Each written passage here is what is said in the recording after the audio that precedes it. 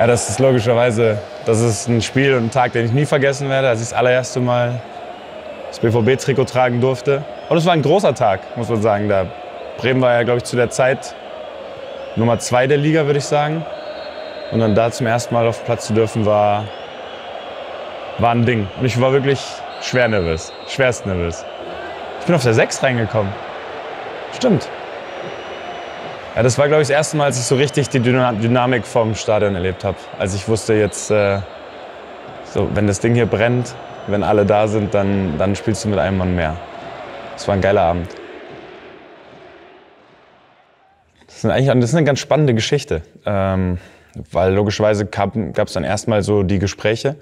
Ich glaube mit Ingo Preuß. Oder war es Ingo Preuß? Jetzt blamiere ich mich auf die Knochen. Ich komme vielleicht gleich noch drauf. Auf jeden Fall dann mit Zorgi gesprochen.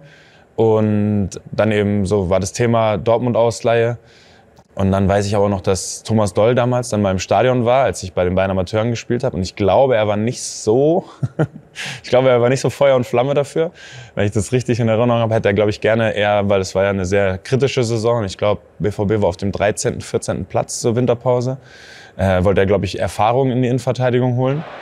Und hat sich dann, wenn ich es richtig in Erinnerung habe, eigentlich eher kurz vor Realisierung der Leihe dann doch dafür ausgesprochen, eher was Erfahrenes zu holen. Und der Verein hat es dann trotzdem durchgezogen. Ich habe damals zwischen 2 Vereinen entschieden, wo ich hinwechsle. Es waren Hoffenheim oder Dortmund. Und es war also aus einer logischen Sicht, hat eigentlich alles für Hoffenheim gesprochen. Weil ich, na klar, beim BVB als Drittligaspieler, da waren Christian Wörns, Robert Kovac, Martin Amedek und Markus Brenzka im Kader. Also es waren schon 4 Innenverteidiger. Ohne internationale Spiele logischerweise. War eigentlich so, ja, weiß nicht, ob ich da auf meine Einsatzzeiten komme. Aber irgendwie, also auch alle Leute, mit denen ich geredet habe, so haben eigentlich gesagt, Hoffenheim macht mehr Sinn für dich. Aber es war dann irgendwann ein Bauchgefühl, was bei mir gesagt hat, ich will nach Dortmund gehen. Und ich bin wirklich heilfroh darüber, dass ich genau die Entscheidung getroffen habe. Also dass es dann so gut läuft, habe ich mir wirklich nicht ausmalen können. Es war wirklich Bauchgefühl. Es war so, weil ich sage ehrlich, die Argumente rein logisch war so eigentlich, muss man eigentlich in dem Alter ohne irgendwie einen Status in die 2. Liga gehen. Aber irgendwie hat mein Bauchgefühl damals mir wirklich einen ganz, ganz, ganz großen Gefallen getan. Und jetzt, glaube ich, sind wir im Stadion der Freundschaft, ne? Ja, das ist das war das erste von Anfang an, glaube ich. Da habe ich Rechtsverteidiger gespielt. Und ich habe gestern schon mit jemandem über das Spiel geredet, weil ich gesagt habe, ich war immer sehr forsch, sehr selbstbewusst. Und in dem Spiel habe ich 45 Minuten lang jeden Ball nur nach hinten gespielt. Ich habe mich wirklich nichts getraut, gar nichts. Und Laden hat 2 Buden, glaube ich, gemacht. Unter anderem den.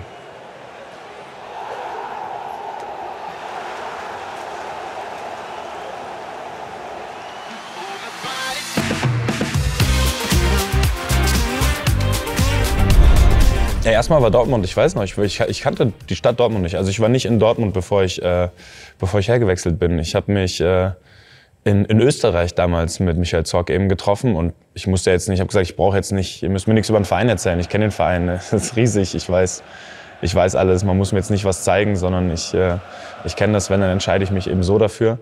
Dann bin ich hierher gefahren und dann mein erster Eindruck war einfach wirklich, Dortmund ist viel grüner, als ich dachte. Ich war halt 19, Ruhrpott, und habe gedacht, hier ist alles grau, hier ist alles, weiß ich nicht, alle 4 Meter steht ein Schornstein, aus dem was rauskommt. Ich war so richtig von Klischees geprägt. Dann bin ich hierher und habe gesagt, okay, viel grüner, schön, gefällt mir. Dann bin ich, glaube ich, erstmal ganz schnell krank geworden, weil immer so ein Wind weht am Trainingsgelände. Muss ich mich erstmal dran gewöhnen und dann wird es aber relativ schnell eine sehr schöne Geschichte.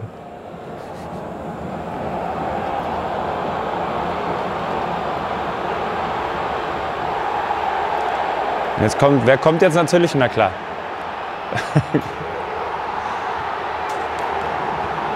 An der Stelle sage ich übrigens immer danke, Kuba, für die Vorlage, und ich hätte zu dir laufen sollen. Ich hätte zu Kuba laufen müssen, aber ich glaube, beim ersten Bundesliga-Tor ist man so überfordert, dass man da nicht dran denkt. Aber ich finde es irgendwie witzig, das erste Bundesliga-Tor bei einem Konter nach einer gegnerischen Ecke geschossen zu haben, weil es völlig atypisch ist.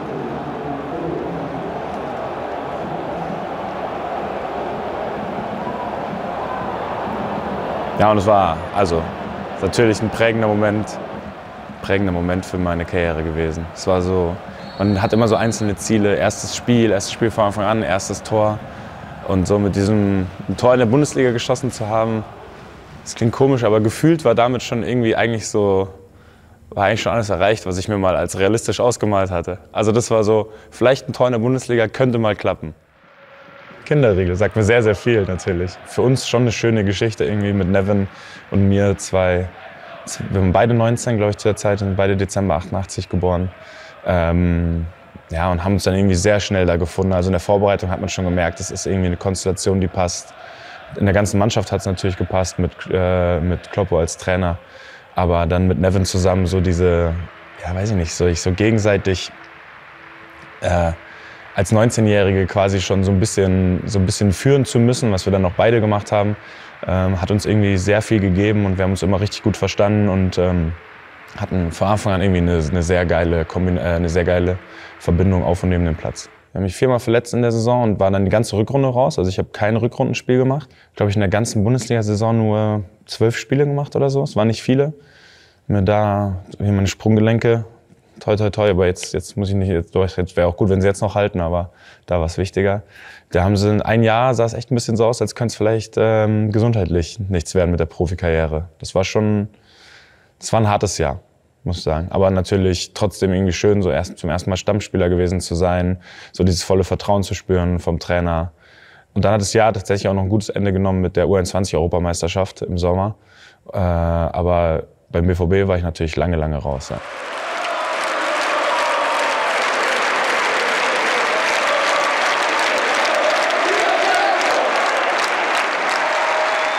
Also er hat mir einfach vertraut. Er hat gesagt, spiel dein Spiel. So, weil ich habe ja schon auch eine andere Art, irgendwie Innenverteidiger zu spielen gehabt, irgendwie immer ein bisschen sowohl defensiv als auch offensiv irgendwie schon, sagen wir mal, von Mut geprägt. Manchmal auch von Übermut, aber das Wort Mut kommt mit drin vor. Und er hat mir da eben vollstes Vertrauen gegeben. Und das ist natürlich für einen 19-Jährigen auf so einer zentralen Position das Beste, was einem passieren kann. Vielleicht ein bisschen überspitzt formuliert, inwiefern würdest du sagen, hätte es die Karriere von Mats Hummels ohne den Trainer Jürgen Klopp so vielleicht gar nicht gegeben? Oh, die Chance ist riesig, dass es die nicht gegeben hätte. Also ich finde, in diesen jungen, prägenden Jahren die richtige Situation eben wie hier mit diesem Trainer, mit dieser Mannschaft zu finden, ist ein absoluter Glücksgriff für mich gewesen. Also es hätte ganz anders laufen können. Sowohl hier oder wenn ich irgendwo anders hingewechselt wäre. Die Karriere ist auf keinen Fall so in Stein gemeißelt, sondern dass wir dann hier diesen Weg so gemeinsam gehen konnten, weil wir haben natürlich auch alle genug Fehler gemacht. Also ich erinnere mich auch an wirklich haarsträubende Fehler dann von mir in der Bundesliga, noch in der Champions League, in unserem ersten Champions League-Jahr, die halt vielleicht dann woanders nicht toleriert worden wären oder nicht funktioniert hätten. Und wir hatten hier so eine Atmosphäre, in der das ging, in der wir sehr eben über Mut kamen und dass wir nicht Fehler vermeiden wollten, sondern immer so sehr aktiv selber das Spiel dominieren wollten. Und dass ich da reingerutscht bin, das war einfach pures Glück.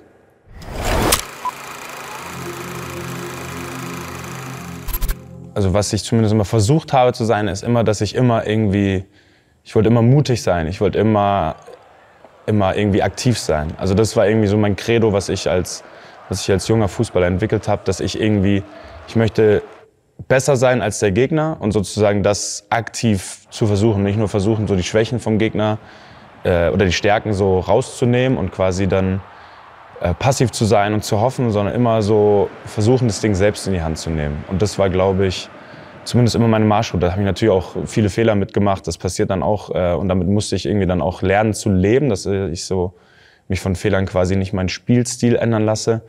Aber ich glaube das und dann hoffe ich natürlich, dass irgendwie ich so die Aspekte, die ein Innenverteidiger mitbringen muss, also einfach Zweikampfstärke, weiß nicht, in den richtigen Momenten so, da zu sein, Stellungsspiel, logischerweise auch mit dabei hatte. Aber ich glaube, das, was mir am wichtigsten war so dieses, wenn es schwierig wird, dann umso mehr es noch selber versuchen, aktiv zu gestalten. Also nicht passiv zu werden, nicht zu hoffen, dass der Gegner die letzten 15 Minuten nicht trifft, sondern eben alles dafür zu tun oder selber anzugreifen.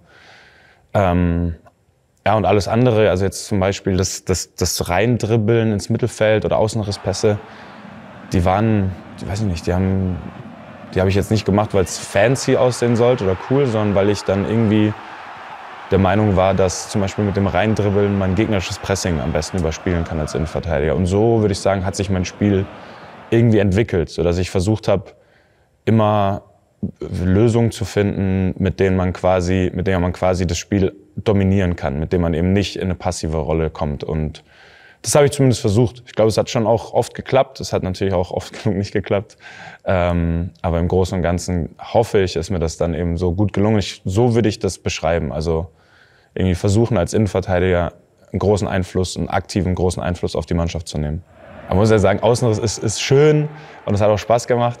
Aber es war natürlich nur ein kleiner Teilaspekt, der vielleicht mal so einmal pro Spiel wirklich dann so richtig vorkam, vielleicht zweimal. Ist natürlich dann was spektakulär aussieht, aber ich glaube, das Wichtigere sind wirklich die Basics. Also klar, man muss sagen, es hat auch ein bisschen damit zu tun, dass mein Instagram-Name so war, aber ich habe nur halt damals was genommen, damit man nicht weiß, dass ich das bin bei Instagram. Deswegen habe ich mich so genannt und es hat ein bisschen dazu geführt, dass dem eine größere Rolle noch angedichtet wurde, sage ich mal, als es jetzt wirklich hatte in der Karriere. Aber natürlich sieht es dann schon schön aus, wenn man mal eine Flanke damit reinschlägt und es klappt. Aber ich glaube, wenn ich es realistisch sehe, habe ich, glaube ich, mit dem Außenriss keine zweistellig Assists oder Tore in meinem Leben geschossen. Deswegen so super relevant ist er dann doch nicht für einen Innenverteidiger. Dann würde ich sagen, gehen wir zur nächsten Kategorie. Wie heißt die?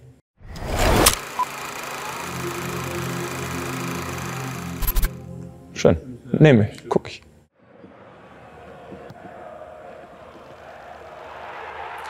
Ja, das war definitiv eines der besondersten, weil es einfach damals für uns, ich glaube, es war das 3-1 im Rückspiel, oder?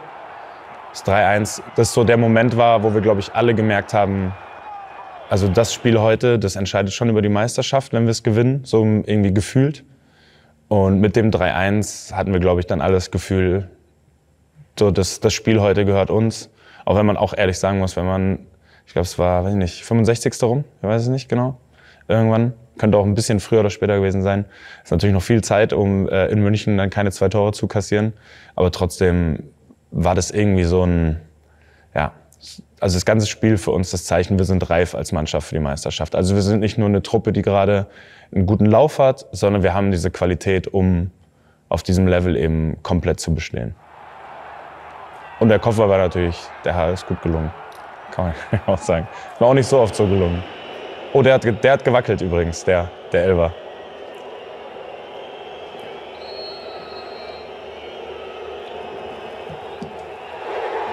Ja, da muss ich zugeben, da hatte ich einen Haufen Glück, dass der reingegangen ist. Da war Manu, glaube ich, mit mehr als einer Fingerspitze dran und da hat nicht viel gefehlt, dass er verfehlt ist. Aber so natürlich ganz, ganz wichtiges Tor für uns in dem Pokalfinale und für mich persönlich und für die Mannschaft, für den Verein. Ja. Es war 2-1, oder? Ja. Ich glaube, wir haben kurz davor den Ausgleich kassiert und der war jetzt nicht sensationell geschossen. Ne? Also den hält er, glaube ich, an manchen Tagen hält er den auch. Aber nehme ich gern.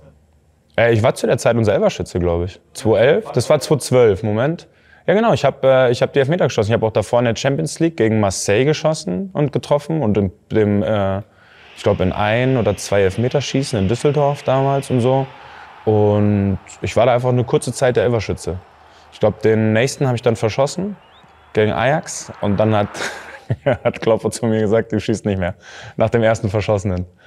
Habe immer gesagt, Nuri durfte sich 5 Verschossene erlauben, ich war nach einem raus. Aber es war okay, weil ich glaube, Levy war ein ganz guter Elferschütze, deswegen war eine gute Wahl. Aber da war ich kurz vor 1 Jahr, glaube ich, unter Elfmeterschütze, wenn ich gespielt habe.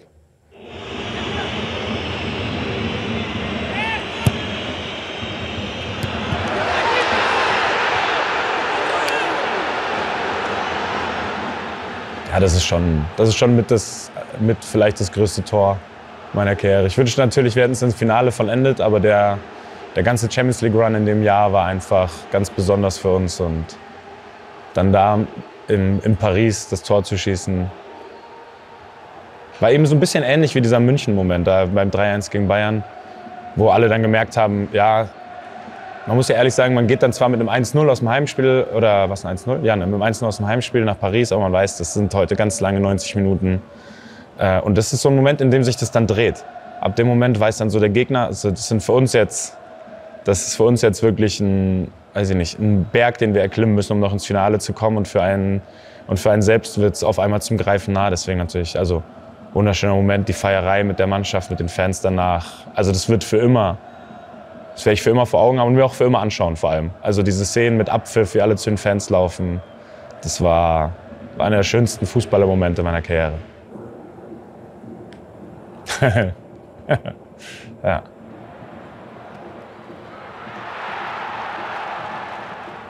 Ja, der muss ich sagen, der tat weh und der tut auch immer noch weh. Also kommt vom Gegner, ne? Kein Abseits. Ja, also da ein wichtiges Tor im Pokalfinale, was ja auch echt gut sein könnte, dass wir das gewonnen hätten, wäre geil gewesen. Aber ja, also ich glaube, dass daraufhin ja irgendwie ein bisschen die Torlinientechnologie oder die Videotechnologie ins Leben gerufen wurde, hätte ich gern darauf verzichtet, ehrlich gesagt. Aber ja, das Tor wäre, glaube ich, für uns, ich glaube, das wäre ein sehr wahrscheinlicher Pokalsieg geworden, wenn der gezählt hätte. Und den hätten wir natürlich gerne, wann war das, 2014? Ich glaube 2014, ne? Ja, hätten wir natürlich gerne, nachdem wir da 2013 im Champions League Finale verloren hatten, hätten wir es, glaube ich, sehr, sehr, sehr gerne da geholt. Aber ja, hat leider nicht sollen sein. Ja, und ich glaube, das ist tatsächlich, also das ist das, was die Menschen, also die jetzt nicht nur BVB-Bezug zu mir haben, sondern das ist, glaube ich, wirklich das Tor, was die Leute da am meisten im Kopf haben. Also als ich jetzt aufgehört habe, in den letzten Wochen kamen wirklich hunderte, tausende Menschen irgendwo im Café, auf der Straße zu haben, immer dieses Tor erwähnt. Also das ist, ich glaube, das ist auf die gesamte Karriere, wenn man vor allem irgendwie, also wenn man es aus Fansicht sieht, ist es, glaube ich, das prägendste Tor gewesen. Für mich persönlich würde ich jetzt nicht irgendwie Paris oder das irgendwie miteinander vergleichen wollen. Aber es ist natürlich, also das ist natürlich auch einer der größten Momente der Karriere gewesen. Und ich glaube, wie gesagt, für Fans so das Prägendste, was die meisten in Erinnerung haben. Und halt ein unglaublicher Moment. Ich glaube, es war in Rio, oder? Das Viertelfinale? Ich glaube, es war in Rio. Ja, das sind halt Fußballerträume, die irgendwann wahr geworden sind. Es ist irgendwie immer noch nicht, obwohl es passiert ist und lange her ist, es irgendwie immer noch nicht real greifbar.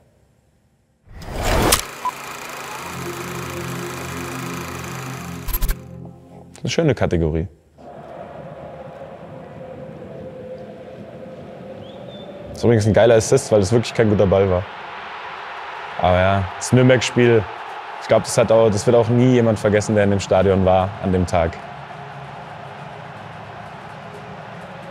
Das war vom Aufstehen bis zum Abend war das ein magischer Tag. Irgendwie hat jeder in der Früh in der Mannschaft gespürt, es liegt was in der Luft heute.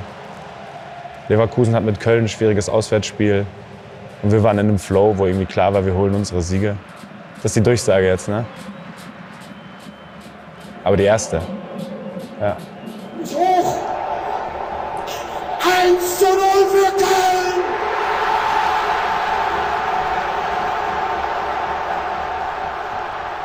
Ich habe am kompletten Körper Gänsehaut und das wird sich nie ändern bei dieser Szene. Also dieser Moment, weil es ist ja so, dass sich das im Stadion so ein bisschen verbreitet. Also erst hören es ein paar, lesen es oder so wie er gibt es weiter. Dann kriegen es ein paar Dutzend mit ein paar hundert und innerhalb von 3 Sekunden weiß es das ganze Stadion und alle rasten aus. Es ist so lange her und es ist trotzdem ein Moment, den wir nie vergessen werden. Ist das jetzt die zweite Durchsage oder schon der Abpfiff? Ja, das ist die zweite Durchsage.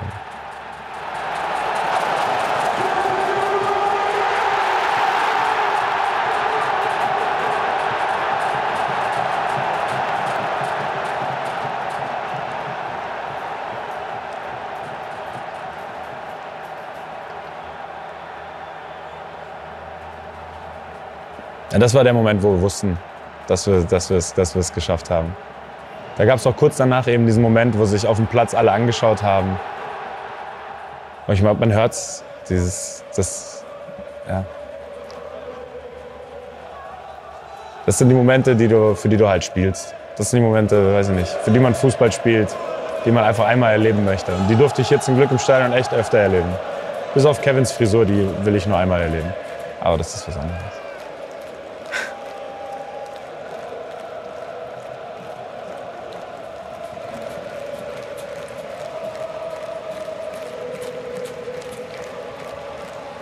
Ja, das war, muss ich sagen, die Zeit hier unter Kloppo, die Jahre, die waren wirklich perfekt. Es waren die perfekten Fußballerjahre. Es war emotional erfolgreich. Wir sind irgendwie alle miteinander groß geworden. Es waren ja ganz viele im gleichen Alter, irgendwie ganz viele Anfang 20 noch, die auch viel zusammengespielt haben. Dann war klar mit Roman, mit Keli, ein paar alte Haudegen, so wie es jetzt am Ende war. Aber es war einfach eine traumhafte Zeit.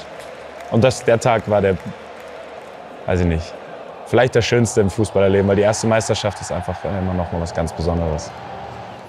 Davon hätte ich gerne noch ein paar mehr gehabt, muss ich sagen, von den Busfahrten um Borsigplatz.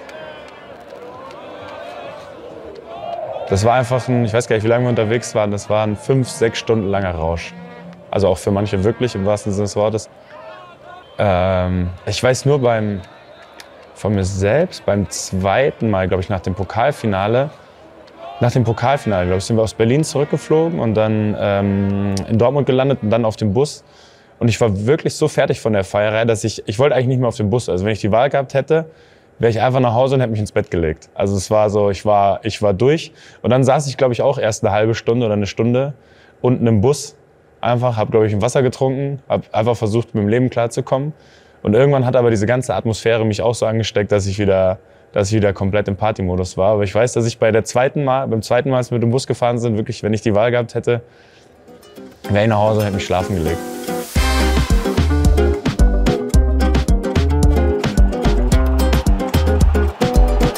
Das ist natürlich der größte Titel, den man holen kann im Fußball. Und der war auch unglaublich emotional. Und retrospektiv sage ich auch selber, das ist der größte Titel. Aber ich muss sagen, in dem Moment, wenn ich die Emotionen bei der ersten Meisterschaft und da vergleiche, glaube ich, war diese erste Meisterschaft sogar noch, ich weiß nicht, die war noch emotionaler. Das war noch magischer irgendwie. Und die Weltmeisterschaft war unfassbar. Also diese ganze Zeit, die wir hatten, diese 4-5 Wochen da in Brasilien. Wir waren ja auch echt eine gute Dortmunder Connection. Also wir waren ja relativ präsent in der Mannschaft bei dem Turnier. Das war natürlich auch ein einziger Traum. Aber es war so, man ist so erstmal für sich.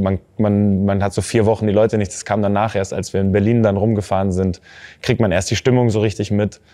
Also da war zum Beispiel auch diese Feierei dann in Berlin war was ganz, ganz, ganz Besonderes, weil eben wir zum ersten Mal diese Stimmung in Deutschland mitbekommen haben, die man sonst halt nur aus dem Fernsehen mitkriegt, aber dann nicht live mitkriegt. Und das war wunderschön. Aber das ganze Turnier da in Brasilien lief natürlich für uns und für mich persönlich auch beinahe perfekt. Das war, ja.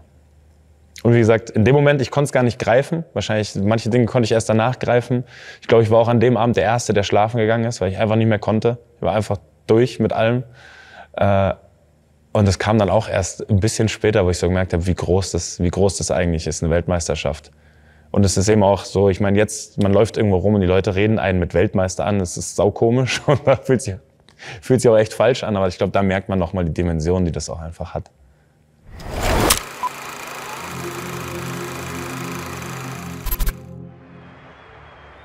Leider, ja. Es sind leider ein paar zu viele, die wir nicht gewonnen haben, die echt schön gewesen wären dann.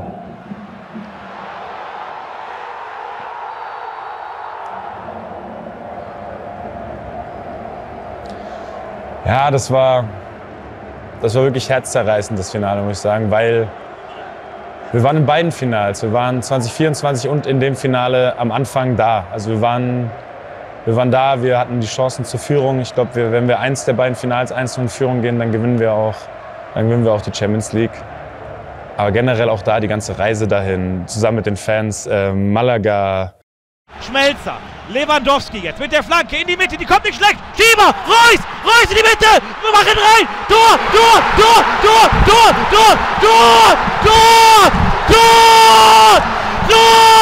für Borussia Dortmund.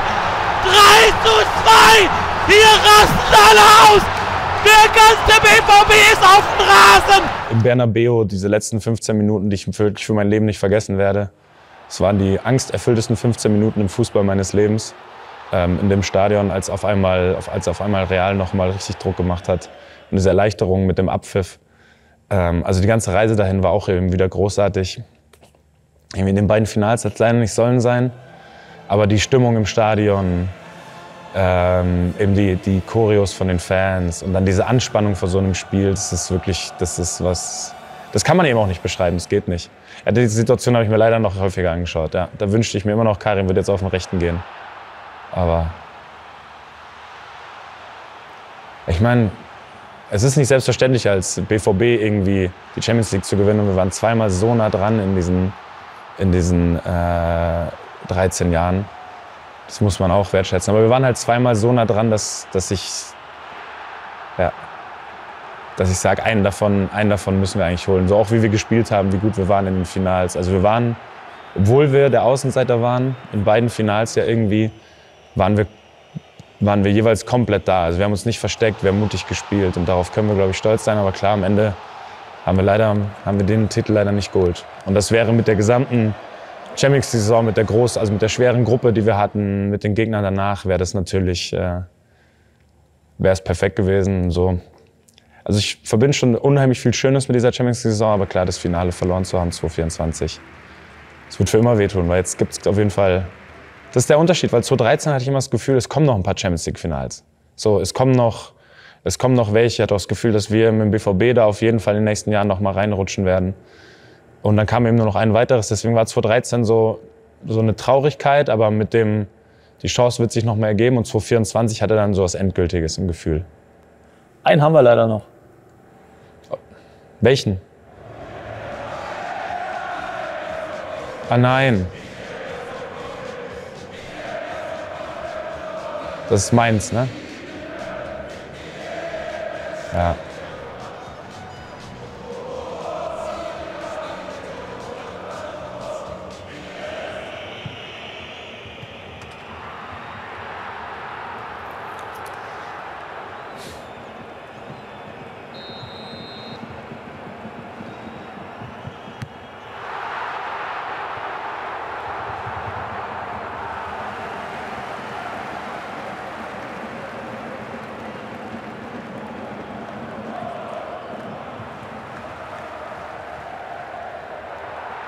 Ja, über den werde ich mich auch noch lange ärgern, weil ich glaube, es war 86. ungefähr. Ich glaube, wenn ich einfach den Kopf wegziehe, geht er rein von Marco wahrscheinlich, oder wenn ich ihn vernünftig drüber streiche und dann bin ich auch der festen Überzeugung, wir holen es. Dann holen wir es noch, weil dann sind es 10 Minuten in dem Stadion mit den Fans. Das übersteht keine Mannschaft der Welt, aber ja, das hat leider nicht funktioniert. Ja, das ist, also von allen Spielen, die ich nochmal spielen müsste, würde ich mich, glaube ich, für das entscheiden. Wenn wir nochmal die Chance hätten, 1 zu spielen. Wahrscheinlich sogar vor den Champions League Finals. Weil die Stimmung in Dortmund, in der Stadt, im Stadion, an dem Tag, in der ganzen Woche, war das Schönste, was ich so in dieser Hinsicht erlebt habe im Fußball.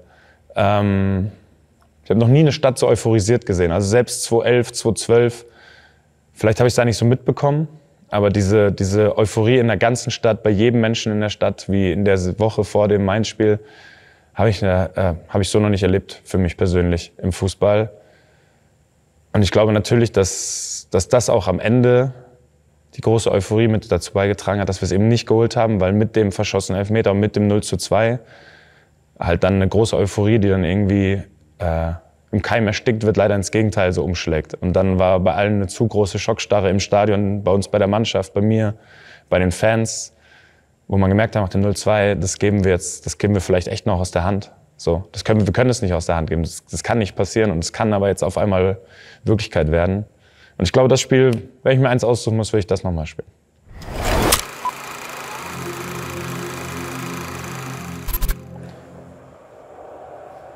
Das war, glaube ich, nach dem Augsburg-Spiel, ne, als wir dann Letzter waren, 2014, 2015 in der Saison. Ja, die Saison war wirklich, die war tough. Wir sind richtig gut in die Saison gekommen, hatten, glaube ich, am 4. Spieltag in Mainz die Chance, Tabellenführer zu werden. Wenn ich es richtig in Erinnerung habe, haben, glaube ich, einen Elfmeter verschossen durch Ciro. Und danach ging irgendwie die Saison, ging alles schief, was schief ging. Wir waren auswärts richtig schwach, waren zu Hause eigentlich immer echt gut, haben aber keine Ergebnisse geholt. Dann waren wir Letzter nach 19 Spieltagen und aus irgendeinem Grund sind wir dann komplett in Flow gekommen. Also wir haben dann in Freiburg souverän gewonnen, zu Hause das Derby gewonnen, ich glaube 4 Siege in Folge geholt, sind direkt hochgewandert. Aber diese Momente nach Augsburg, als wir Letzter waren und alle so dachten, es kann nicht sein, wir spielen teilweise so gut, wir sind so gut und wir sind Letzter in der Bundesliga nach 19 Spielen. Das war wirklich der helle Wahnsinn. Da ist aber auch wirklich, da muss man sagen, alles schiefgegangen dann irgendwann in ein paar Spielen in dem Jahr. Aber wie wir uns rausgekämpft haben, dann war wirklich, war dann auch schön. Wir haben es ja noch in die UEFA Cup Quali oder Euroleague Quali geschafft. Aber die Spieltage 4 bis 19 waren wirklich ein schlimmer Albtraum, ja. Wie hast du dein Kapitän-Dasein interpretiert? Boah, schwierig, es war schwierig. Ich muss auch retrospektiv natürlich, man denkt immer, man ist in den Momenten schon allen gewachsen. Im Nachhinein sehe ich das natürlich auch ein bisschen anders. Ich war auch, glaube ich, 25, als ich Kapitän wurde. Vielleicht hätten noch ein paar Jahre, 2-3 Jahre noch gut getan, bevor ich das gewesen wäre. Ich habe auch in der Saison selber, ich habe nicht so gut gespielt. Ich war nach der WM nicht fit. Ich hatte so eine Zyste im Knie.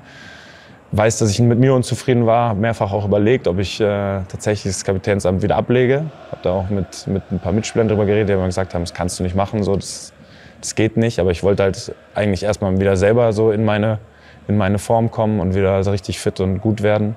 Und das war natürlich ein hartes Jahr. Also es war dann auch, weiß ich nicht, im Nachhinein würde ich sagen, da war ich dem Ganzen wahrscheinlich noch nicht gewachsen. Es war noch zu viel. Auch wenn es irgendwo dann sich zu der Zeit irgendwie der logische Schritt, glaube ich, für alle angefühlt hat. Aber ich glaube, da war ich dann eben auch damit durchaus mal überfordert. Das kann ich, glaube ich, schon so frei zugestehen mittlerweile.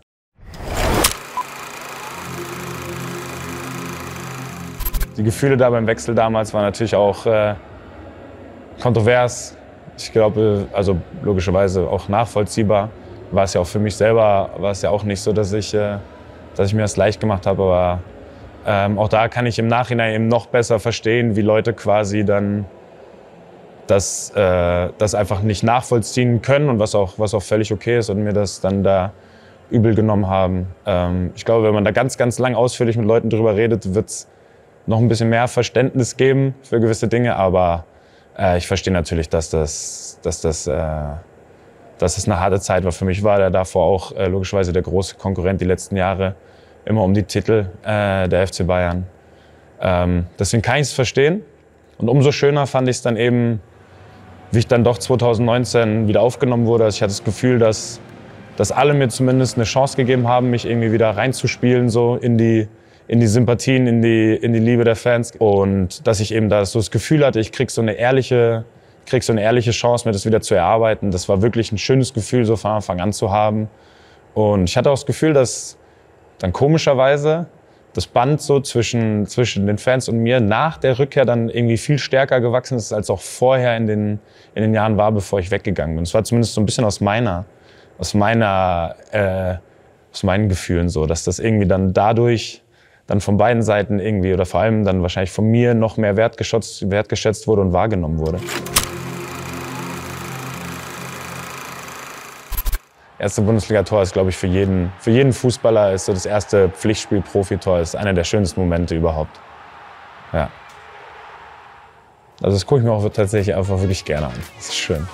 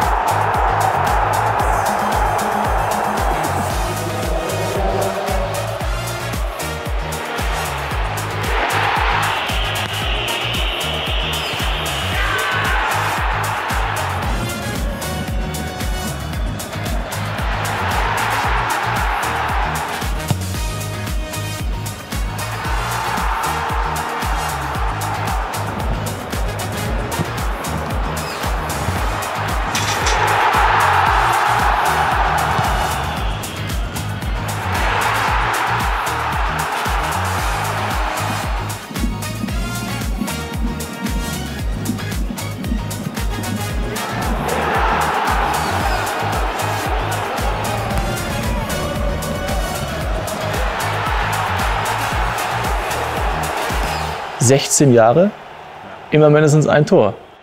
Ich habe viele Saisons gehabt mit nur einem Tor, aber es hat gereicht, um jetzt eben, ich glaube, da gemeinsam mit Thomas Müller und irgendwie noch einem, kann es sein? Oder noch ein paar mehr. Auch witzig, dass viele es 16 Jahre geschafft haben, eben so 16 Saisons in Folge ein Tor. Bin ich schon auch ein bisschen stolz drauf, ehrlich gesagt, da als Verteidiger mit in dieser Riege zu sein. Auch wenn ich selbstkritisch sagen muss, Ich hätte mehr Tore machen müssen in meiner Karriere. Da ärgere ich mich ein bisschen drüber. Die Zahlen sind zwar ganz gut, aber es waren ein paar wichtige Tore, die ich verfehlt habe, leider.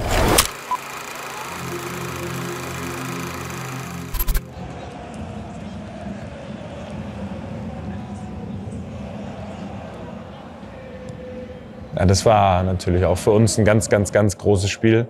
Oder generell die ganze Champions-Saison. Das in Milan war da, wo wir dann weitergekommen sind, endgültig in der Gruppe. Aber also wie wir uns in der Champions-Saison präsentiert haben, das kann uns wirklich stolz machen. So nach den ersten beiden Spielen sah es ja schon zappenduster aus, mit in Paris verloren und zu Hause Milan 0-0. Und dann, ja, aber man hört es jetzt gerade. Bei dem Tor werde ich auch für immer Gänsehaut kriegen. Diese ganze Champions-Saison bei uns im Stadion, bei den Heimspielen, mit den Fans im Rücken, das hat sich einfach, man hat sich irgendwie so unbesiegbar gefühlt. Wir sind hierher gekommen ins Stadion, wir sind da aufgelaufen, wir wussten, wenn heute Abend ein Champions-League-Spiel ist, die Fans bejubeln jeden Zweikampf, den wir gewinnen, jeden Sprint, den man macht. Weiß ich nicht, wenn Karim 40 Meter nach hinten sprintet, rasten 80.000 aus und alle geben sich gegenseitig Energie. Also wir hatten nie das Gefühl, dass man uns irgendwie zu Hause packen könnte, sondern wir wussten immer, zu Hause können wir jeden Gegner der Welt schlagen. Und ich glaube, es war sogar in der Champions-Saison so. Ich glaube, wir haben keins verloren, ne? Zu Hause. Ja, es war, man sieht diese Bilder, das ist das Beste, was man erleben kann. Das war wirklich magisch. Das war einfach perfekt. Es hat am Ende, das perfekte Ende hat gefehlt, aber bis dahin war es wirklich auch so, wie man sich erträumt im Fußball. Ja, und das ist die Szene, die ich meine, ja. Die Szenen mit den Fans dann an der Kurve, mit der Mannschaft, die sind wunderschön. Und das gönne ich jedem einzelnen Fußballer, es mal in seiner Karriere zu erleben zu dürfen. Solche Momente eben als Team mit dem gesamten Verein zusammen, das ist perfekt. Also ich bin unfassbar glücklich, dass ich solche Sachen erleben durfte. Dass es solche Fotos gibt von unserer Gruppe damals. Ja. Das war schön, das war sehr schön.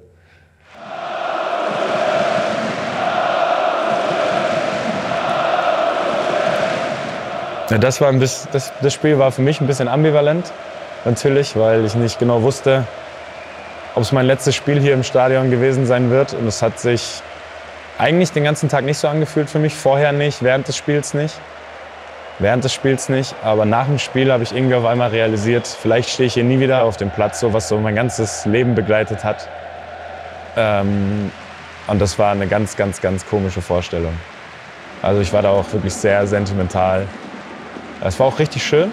Es war auch wirklich irgendwie, es war schön, aber so diese Erkenntnis zu haben, vielleicht spiele ich hier nie wieder Fußball, wo ich jetzt so gewohnt war, dass ich hier jeden zweiten Samstag oder unter der Woche auf dem Platz stehe und das so eine Selbstverständlichkeit für mich war, das nicht mehr zu haben, als die Erkenntnis eingetreten hat, das hat schon auch wehgetan. Aber wie gesagt, ich hatte das so viele Jahre und das ist, glaube ich, der viel wichtigere Teil.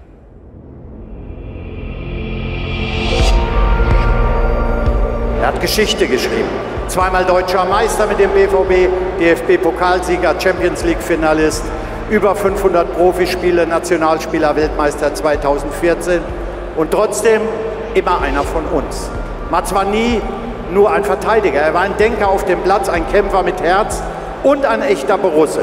Mats, wir sagen Danke für alles, für deine Tacklings, deine Pässe und natürlich deinen Einsatz für diesen Verein. Diese Südtribüne hier, sie steht für dich und sie sagt Danke, Danke, Danke. Einmal Borusse, immer Borusse. Mats Hummels, der BVB verneigt sich vor dir. Du wirst hier immer ein Zuhause haben. Wir verabschieden mit unserer Nummer 15, Mats! Lauter, Mats! Lauter, Mats! Also es war wunderbar, dass ich jetzt eben diesen Abschied so nochmal hatte, auch nochmal irgendwie ein bisschen mitspielen durfte, das nochmal schnuppern durfte, was mir da eben die ganzen Jahre immer so viel gegeben hat. Dann mit den Fans, ich mag die Saisoneröffnung, die Stimmung da, irgendwie die Atmosphäre ist immer schön. Und es war wirklich ein wundervoller Abschied, so mit der Mannschaft auch einige, es sind ja auch einige neue da gewesen, aber mit denen, die ich kannte. Mit den Fans, wir haben uns ja irgendwie auch begleitet seit 2008, was wirklich echt lange her ist, sind zusammen irgendwie größer und älter geworden. Oder es sind neue Fans dazugekommen, die 2008 noch gar nicht geboren waren. Und ja, das einfach so zusammen erleben, noch mal so genießen zu können, bewusst genießen zu können, das war mir sehr wichtig, es war richtig schön und da bin ich auch wirklich dankbar für, dass der Verein mir das so ermöglicht hat, dass die Fans es so gestaltet haben im Stadion. Ja, es war der perfekte Abschied. Danke. Ebenfalls.